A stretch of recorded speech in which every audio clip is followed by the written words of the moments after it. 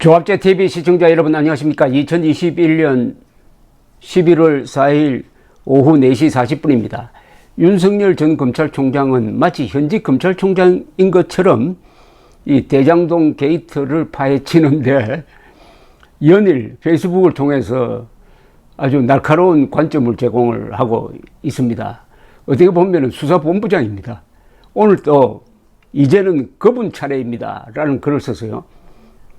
김만배는 어제 그분의 지침에 따라 한 것이라면서 본인에게 배임 혐의가 적용된다면 이재명 후보에게도 배임이 적용될 수밖에 없다는 취지의 발언을 했습니다. 상식적으로 당연한 말입니다. 지침에 따라 일한 사람에게 죄가 있다면 그 지침을 만들고 내린 사람에게도 당연히 죄가 있는 것이지요. 이제 검찰 수사는 당연히 이재명 후보에게 향해야 합니다. 하루라도 빨리 소환해서 관련 사항을 캐물어야 합니다. 언론 보도를 보면 유동규는 체포 직전 2시간 동안 정진상 이재명 후보 선대위 부실장과 통화했다고 합니다. 창밖으로 던져버렸는데 검찰이 못 찾았다고 한 그 휴대전화로 한 것입니다. 이 대목은 의미심장합니다. 이재명 후보의 최측근 유동규가 또 다른 최측근 정진상 부실장과 체포를 앞두고 장시간 통화를 했다? 이건 무슨 뜻이겠습니까? 두 사람이 범죄 혐의에 대해 말을 맞춘 것으로 볼 수밖에 없습니다. 이쯤 되면 두 사람의 윗선이자 김만배의 거분인 이재명 후보에 대한 수사는 피할 수 없습니다. 검찰은 여태 그래왔던 것처럼 계속해서 이재명 후보 수사를 회피하면서 꼬리 자르기를 할 가능성이 매우 높습니다. 그러나 우리 국민이 바보가 아니기 때문에 그럴 수는 없을 것입니다. 삼척 동자가 봐도 뻔한 일을 덮으려 하면 국민이 가만히 있겠습니까? 혹시 그런 일이 가능하다 해도 특검 수사 요구를 외면하기는 어려울 것입니다. 저부터 좌시하지 않겠습니다. 대장동 게이트는 이재명에 의한 이재명을 위한 부정부패 사건입니다. 당군 이래 최대의 국민재산 약탈 사건입니다. 이제는 그분 차례입니다. 딱 떨어지는 이야기입니다. 검찰 중에서도 이런 거악 수사, 부정부패 수사를 전문으로 하는 특수부 검찰 출신의 검찰총장이 쓸만한 어떤 사설이나 분석 기사에도 나오기 어려운 아주 날카로운 관점입니다. 이 윤석열 전 총장은 아주 작심을 한 듯합니다. 문재명 세력이다. 그리고 이번 대선의 본질은 대장동이다. 대장동에서 이재명은 떠날 수 없다. 나는, 즉 윤석열은 부패 척결의 적임자다. 이재명은 부패의 몸통이다. 딱 이런 프레임을 짜고 합니다.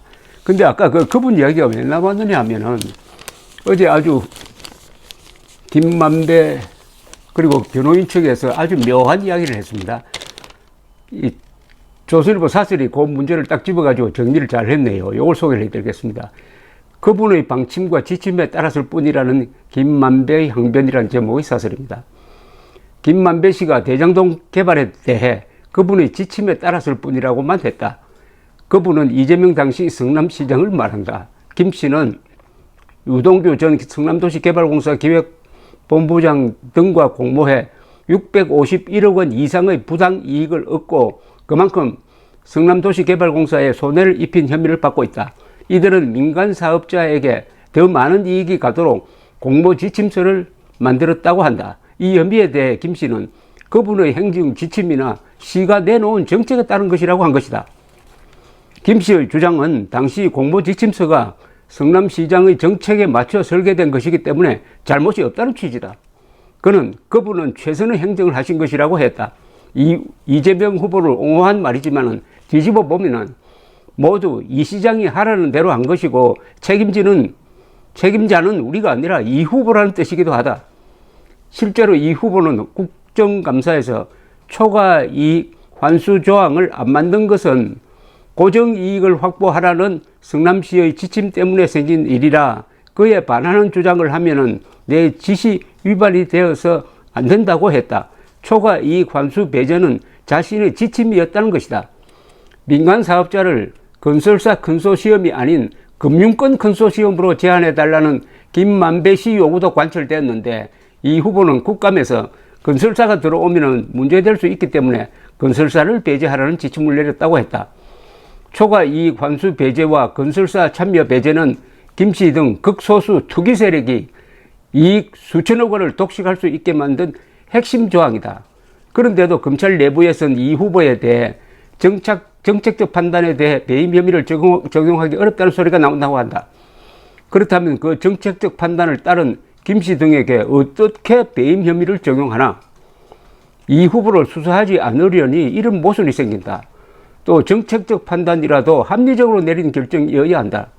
실무자가 넣은 초과 이익 환수 조항을 스스로 삭제해 추가 이익 대부분을 투기 세력에게 안긴 행위까지 정책적 판단이라고 할 수는 없다. 이 후보는 국감에서 초과 이익 조항을 삭제한 것이 아니라 받아들이지 않은 것이라며 조항을 삭제했다는 보도는 가짜 뉴스라고 했다. 하지만 유동규 전 본부장 공소장에 따르면 환수 조항이 당초 사업 협약서에서 삭제된 것으로 밝혀졌다. 검찰은 그래도 못 본 척 할 것이다. 그러세요. 못 본 척 하면 안 되죠. 어찌되었든 요사이 이재명 전 지사가 대장동 수렁에서 빠져나오려고 다른 공약이나 아주 다른 말썽거리를 계속 만드는데 이게 잘 되지 않습니다. 수렁에 빠졌으면 가만히 있으면 천천히 내려갑니다.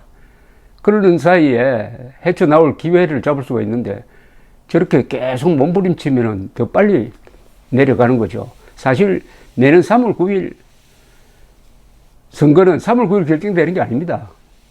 지금부터 대세가 기울어지면서 3월 9일 확인하는 거죠. 배가 넘어질 때 뭐 한 10만 톤 내는 배가 하루아침에 순식간에 넘어가겠습니까? 서서히 기울다가 꽉 넘어가는 것과 마찬가지입니다. 이 문재명 세력이라는 배가 서서히 지금 기울고 있는 중입니다. 감사합니다.